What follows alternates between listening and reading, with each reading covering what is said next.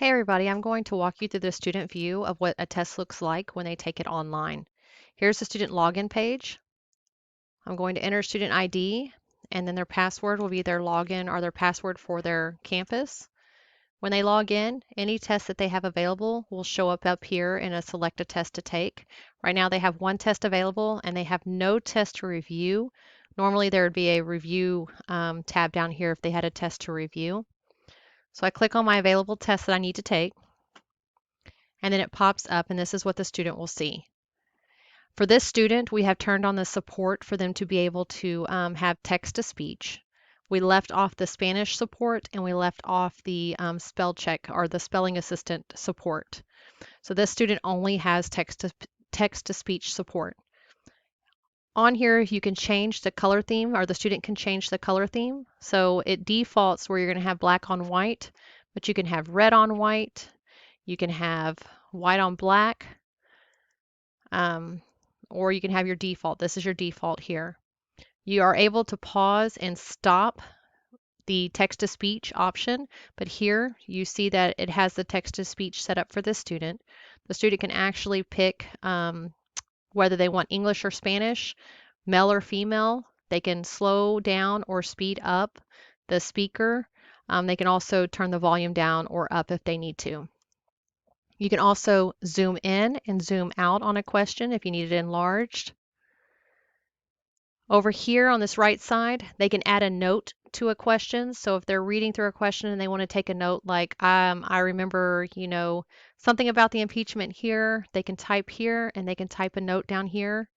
So need to remember impeachment. So they'll type in down here, if I could spell, need to remember impeachment. And so the note will be saved. They also have the ability to do a question guide, which tells them which questions have been flagged, which ones are unanswered, or which ones are answered. And then they have an exit test. They have a flag button here as well. So as they're going through the questions, if they want to flag it to come back to later, they can do that. And then they have all their questions down here. So this test has 10 questions, and they have a previous and a next button. And they also have the review and submit button that once they're finished with their test or when they're ready to submit, they can go down here and hit. These little heads with the voice coming out of them, if the student clicks on the head, it's going to read the question stem for you. And if they want the answer choices read, they would click on it right here next to each answer choice. You can also, when reading this question, you have the ability to eliminate an answer choice. So if I don't like this answer, or I know that it's incorrect, I can click here and strike it out. So if I don't like these two, I can strike them out. And then I pick my correct answer. And I can either hit next or I can hit the number 2. So I'm going to go to number 2.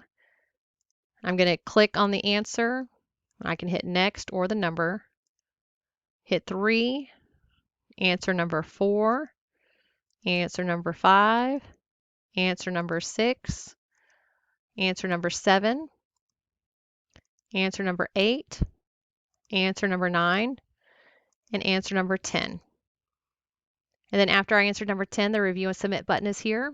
And I can hit review and submit. And what comes up is this little summary report. It says click on a question number to review the question. So if I wanted to review one of these questions, I could click on it to review it. Also shows me which ones are flagged and which ones are unanswered. And then I can either hit cancel or submit to score. So I can hit submit to score and it says confirmation. Are you sure you want to submit your answers? And then I hit OK. And this is what comes up. This shows the student their score summary. So this student here, you have answered 3 out of the 10 questions correctly. Click on a question number to review the question. It also allows you to show which ones you had notes. So if I wanted to click on here, I left a note on question 1. What this gives you is the correct answers, the incorrect answers. If there was a teacher graded question, you would have the little clipboard. Anything that was ungraded, this would be a circle here. This gives you the student's test randomized. So this is not the original order of the test.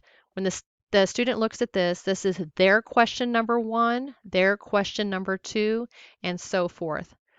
Now I'm going to go ahead. If I wanted to click on it, I could, and it will show the kid the question and what the answer was that they chose, whether it be correct or incorrect. It does not give them the correct answer.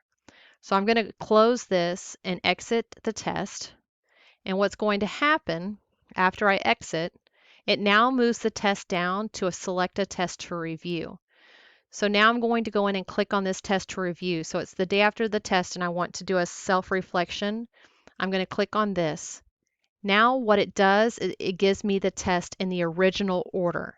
So my question one, the student's question one is the teacher's question one. The student's question two is the teacher's question two, and so forth. So this puts it back into the original order of the test, so that way every single kid now has the same question one, same question two. And then after they go in, they can click on it and question one, they can go through it. You can do a self-reflection and figure out why you got this question wrong. The teacher would be able to go through each question and every single kid would have the same question up. So you go through and do this. It randomizes it at first, but once you submit it, then it pushes it down to the student's review, and then you'll be able to go back in and look at the test in the original order according to the teacher's test. I hope this helps.